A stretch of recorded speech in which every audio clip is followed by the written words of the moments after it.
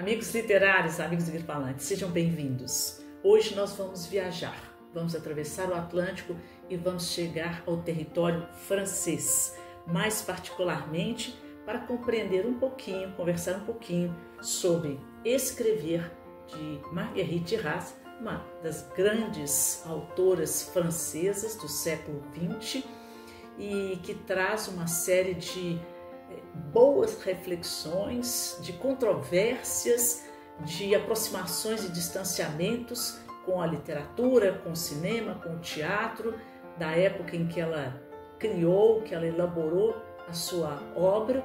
Mas, antes disso, eu gostaria de pedir mais uma vez a vocês que dessem aí o seu joinha, que se inscrevessem no canal, caso não sejam inscritos ainda, e que sempre promovam algum comentário, alguma colocação sobre o tema, sobre a escritora, sobre a escrita, para o Grilo Falante ter a oportunidade de postar esse trabalho cada vez mais para amigos literários. Bom, nós vamos a Marguerite Duras.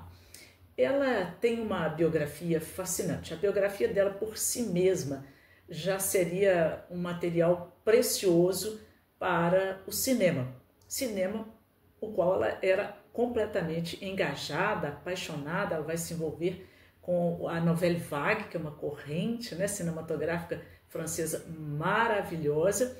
E por quê? Ela escrevia, fazia sua literatura, romances, ensaios, escreveu muito para o teatro e foi solicitada muitas vezes para fazer roteiros para filmes, para o cinema.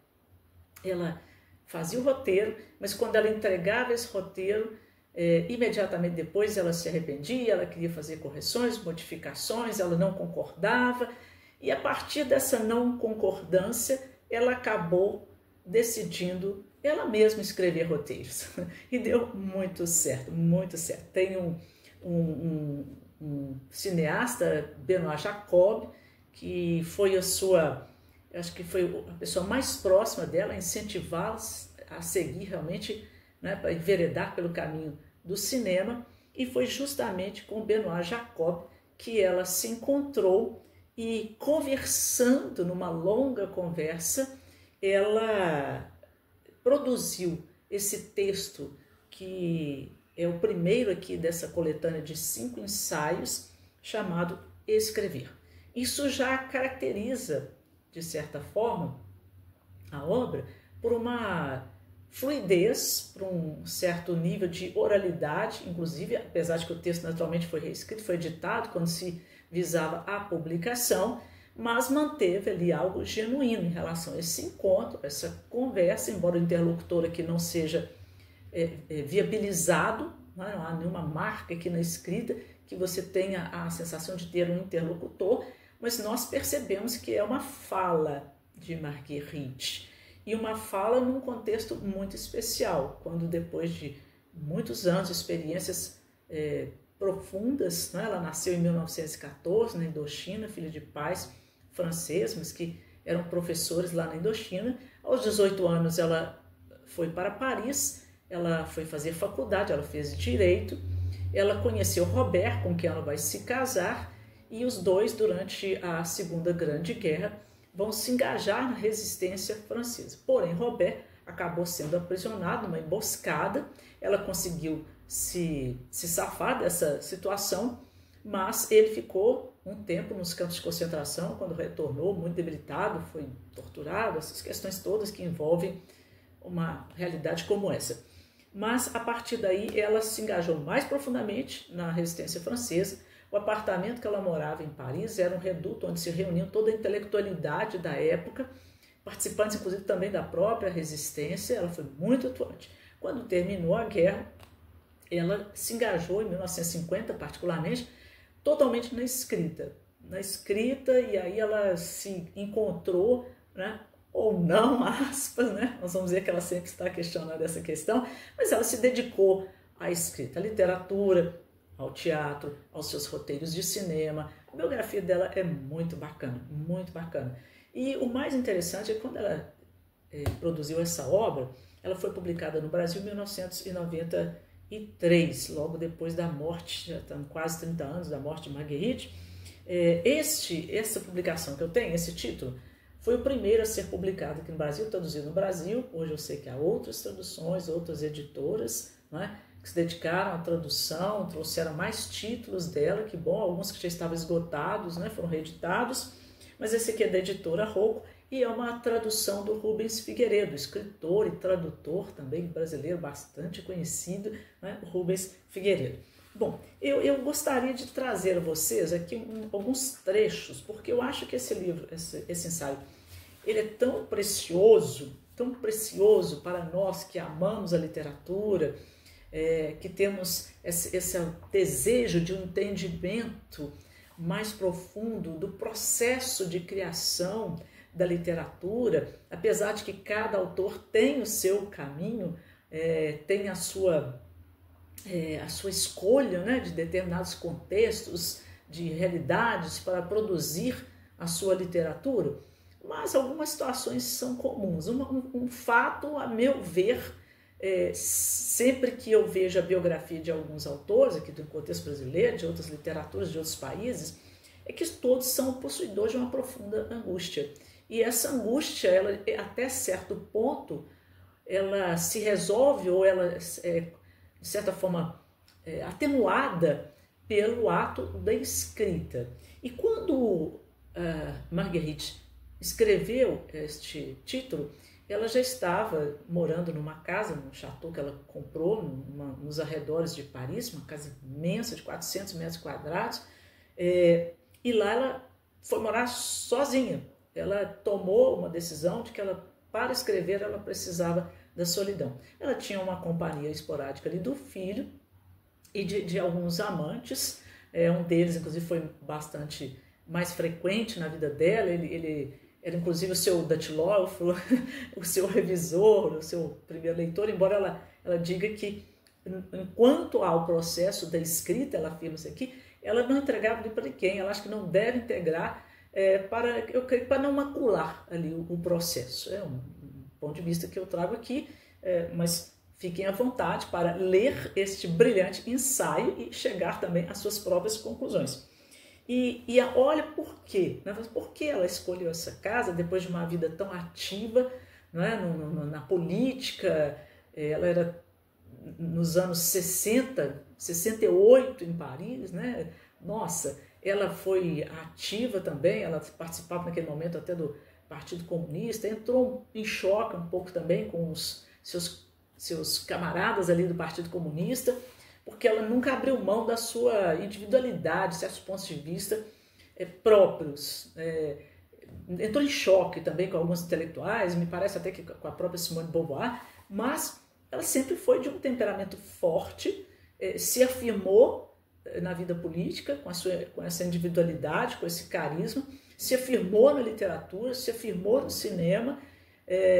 Então eu creio que isso valida bastante o que nós vamos encontrar aqui, entender a gênese, né, desse temperamento e desse temperamento de uma escritora originalíssima, né? Ganhou o prêmio Goncourt na França, outros prêmios, foi reconhecida, demorou um pouco, haja visto o reconhecimento de Marguerite Duras, mas a partir daí, né, principalmente com a escrita de O Amante, nossa, aí foi um estardalhaço, né? Ela passou a ser reconhecida, lida dentro dos meios acadêmicos, pelos leitores de modo geral. Então, assim, deu uma outro degrau aí nessa escalada dela maravilhosa com a literatura.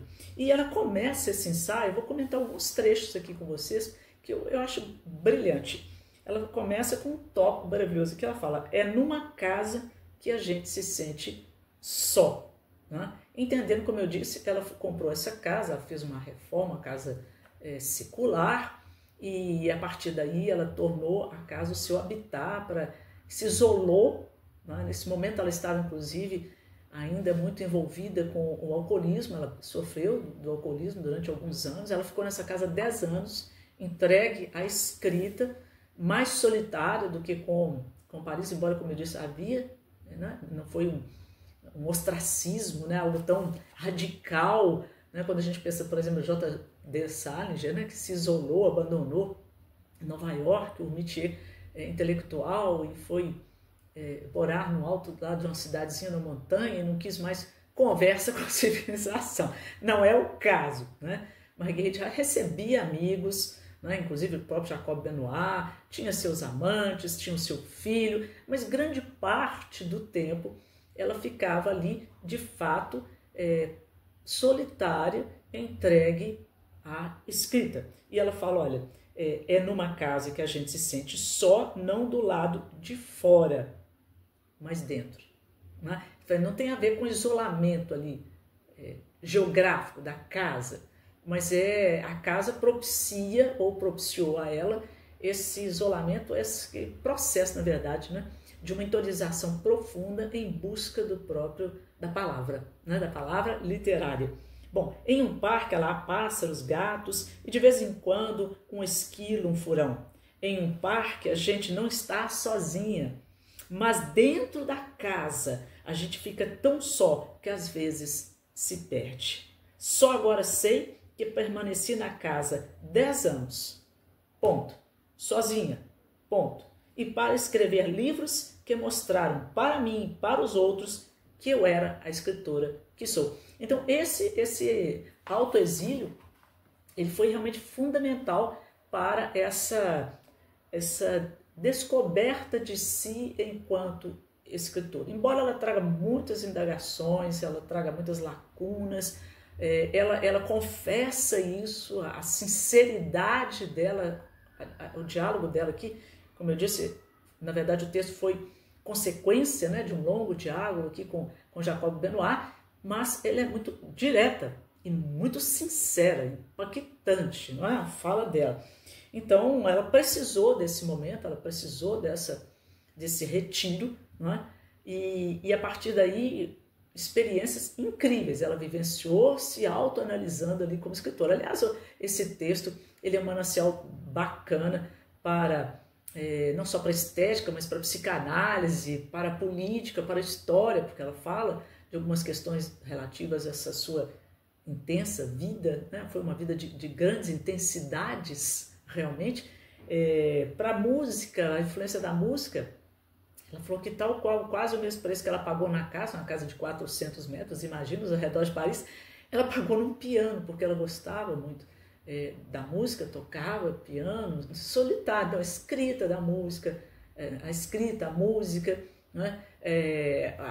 As caminhadas dela pelo parque, a observação ali, né, daqueles pequenos seres, aquela população ali do parque, né, desses animaizinhos. Ela ia muito à vila próxima, dialogava com as pessoas, entrava lá numa espécie de um bar, um pub, né? Não sei se pub na França, mas bebia com as pessoas ali, dos aldeões, conversava, ria.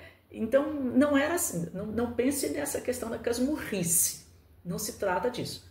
Mas a hora quando ela voltava para dentro da casa, aí o universo se modificava, né? Aí vem a questão da busca do caminho da escrita. Bom, e ela, mais à frente aqui, ela fala assim, olha, é sempre necessário uma separação da pessoa que escreve livros em relação às pessoas que a rodeiam. Uma solidão, é a solidão do autor, a solidão da escrita.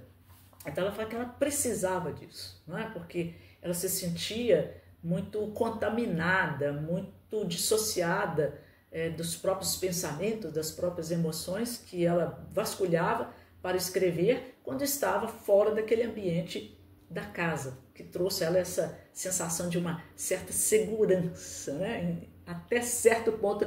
Eu estou aqui colocando algumas lacunas, algumas interrogações, porque o texto dela é assim. Então não se pode afirmar nada de uma forma definitiva, porque ela não tem um pensamento cartesiano. Ela é uma escritora, é uma artista, né? Ela tergiversa mesmo, por áreas, por decisões, por indecisões, e ela admite isso. Bom, essa real solidão do corpo transforma-se na outra, inviolável, a solidão da escrita. Perceberam qual é o objetivo? Ficou claro agora, né? E aí ela fala que isso, ela se sentiu muito motivada a procurar este caminho, lembrando de uma fala do escritor e crítico também, Raymond Queneau, que ele disse que ele deu um veredito a ela, quando leu o texto dela, ele disse: não faça mais nada a não ser isso, escrever. Né? Então ela se sentiu motivada, isso é o meu caminho, né? Essa é a minha história que eu vou contar de vida, é a história que eu vou contar dentro dos livros. Né? E aí, aos amantes, às mulheres, tanto que ele fala, olha que bacana, achei isso maravilhoso quando ela fala, olha, meu quarto não é uma cama, nem aqui, nem em Paris, nem em Trouville. É uma certa janela, que era o ambiente da casa, que ela tinha uma janela imensa, ela ficava sentada ali escrevendo, via inclusive o parque.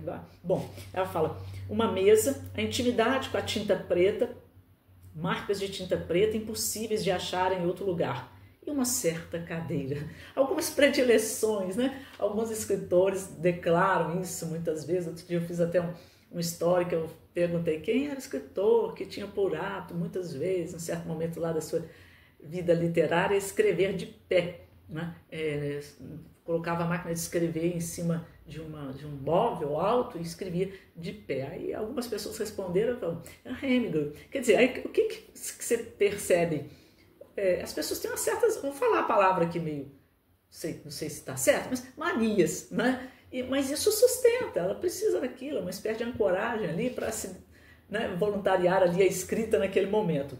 E ela fala o seguinte, uma certa... Bom, e a partir daí ela fala que essa solidão, né? Ela fala...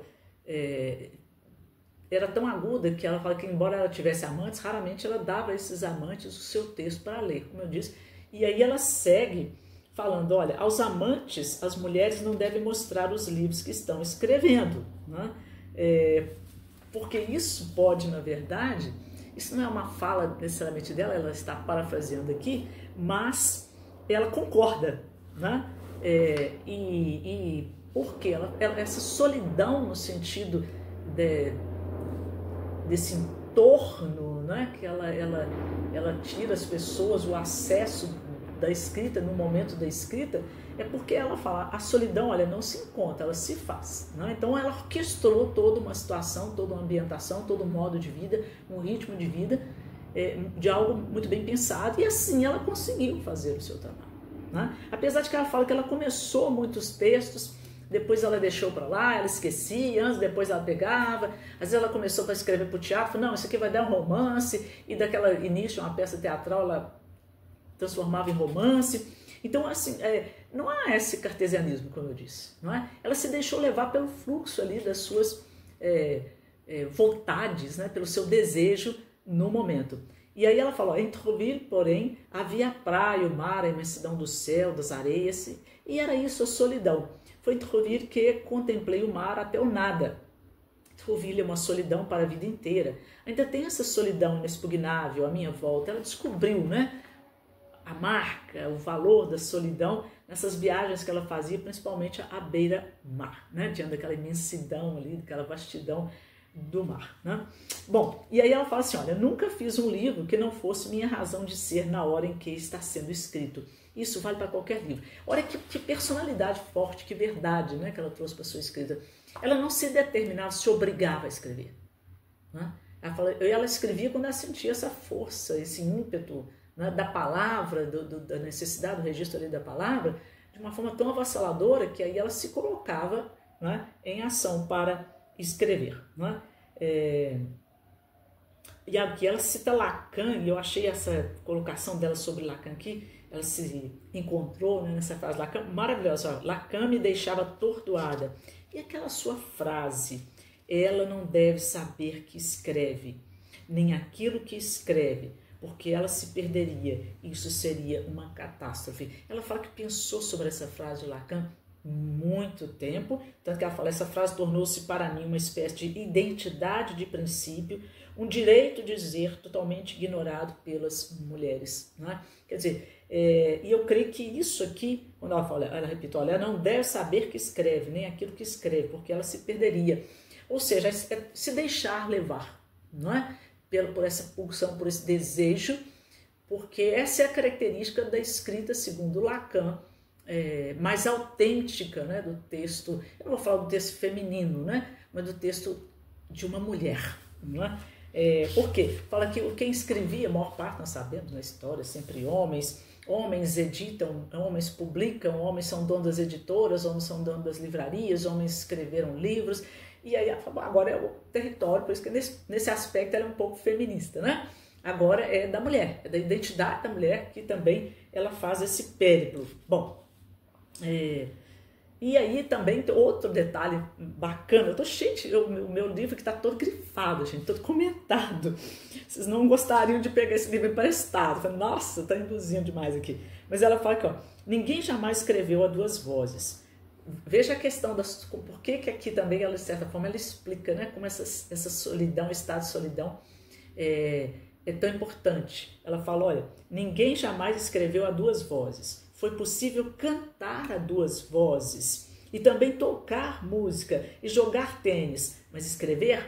Não, jamais. Né? Que lindo isso, né?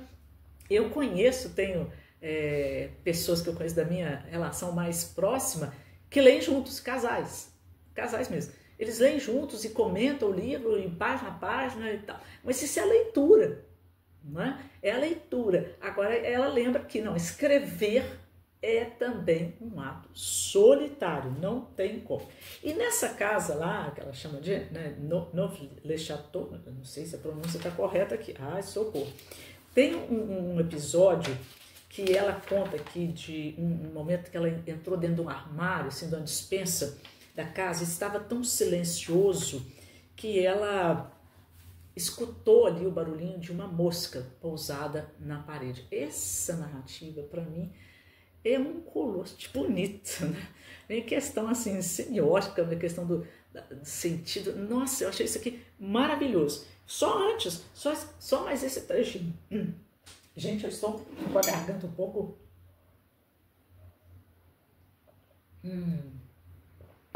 deteriorada hoje. Bom, escrevia todas as manhãs, mas sem horário certo, né? Também não tinha esse rigor, né? Essa coisa disciplina. A disciplina era interna, né? Desse assoberbamento da palavra até a necessidade da escrita.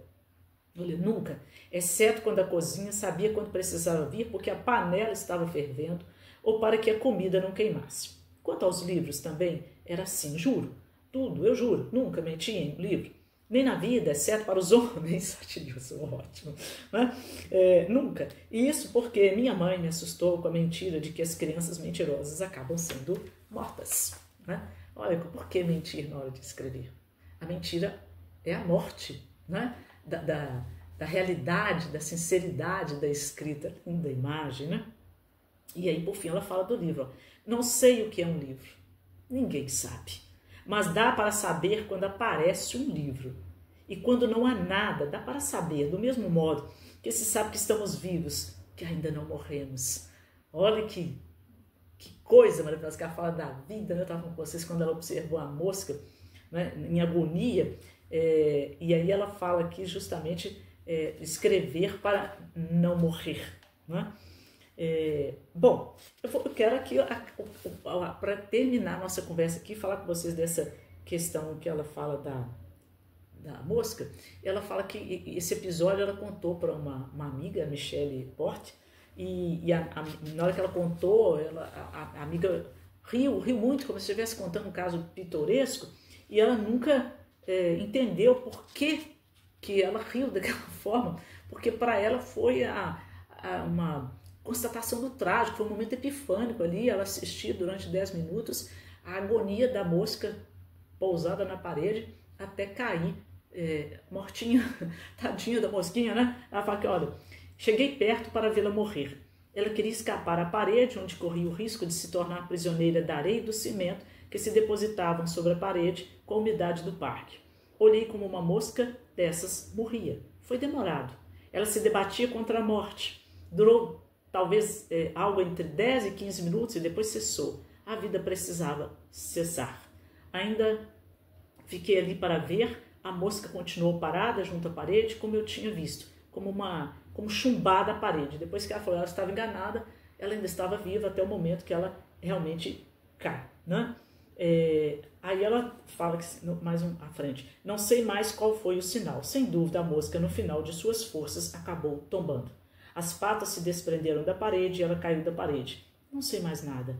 É certo que saí de lá, disse para mim mesma, você está a ponto de ficar doida. E saí de lá. Por que ela ficou tão fascinada, não é, com aquela cena? Porque ela ficou ali parada 10 minutos assistindo a agonia da mosca, não é, lutando pela vida. E aí ela nos dá aqui um caminho para encerrar. Ela diz assim, olha, a morte de uma mosca é a morte. É a morte em marcha para um determinado fim do mundo, que estende o campo do sono derradeiro. Vemos morrer um cão, vemos morrer um cavalo e dizemos qualquer coisa, por exemplo, coitado do bicho.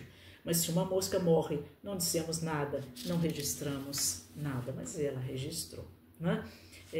Então, ela fala que essa exatidão da hora da morte, que é uma coisa meio absurda, né? Um texto tão denso, tão profundo, falando de uma coisa tão insólita, né? Que é a morte de uma mosca, né? E ela fala que esse momento remete à coexistência, olha, com o homem, com os povos colonizados, com a massa fabulosa dos desconhecidos do mundo, as pessoas sós na solidão universal. A vida, ela está em toda parte, da bactéria ao elefante, da terra aos céus divinos ou já mortos, não é?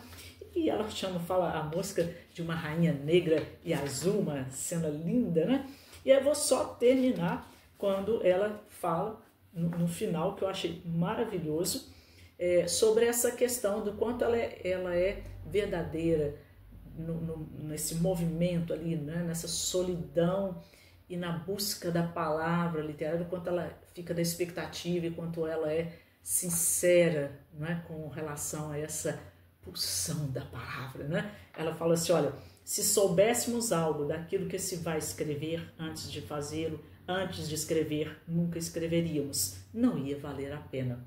Escrever significa tentar saber aquilo que se escreveria se fôssemos escrever. Só se pode saber depois. Antes é a pergunta mais perigosa que se pode fazer, mas também é a mais comum. Então, assim, como ela não tinha esse projeto, né, de fazer uma ideia, né, de um roteiro, de um texto, seja de que natureza for, ela se deixava levar pelo fluxo, pela vontade imperiosa da palavra. Isso a torna essa escritora genuína, genial, que eu trago para vocês e aconselho, sério, amigos, a começar a ler Marie-Guerre Gerard por esse título maravilhoso, principalmente por esse ensaio que acabou se formando, né, ali no último momento como um ensaio, apesar de que foi essa fala dela, mas maravilhoso, maravilhoso, que a identifica, que traz a sua identidade de escritora aos nossos olhos, ao nosso conhecimento. É isso, olha, um abraço, até o próximo encontro com o Grilo Falante.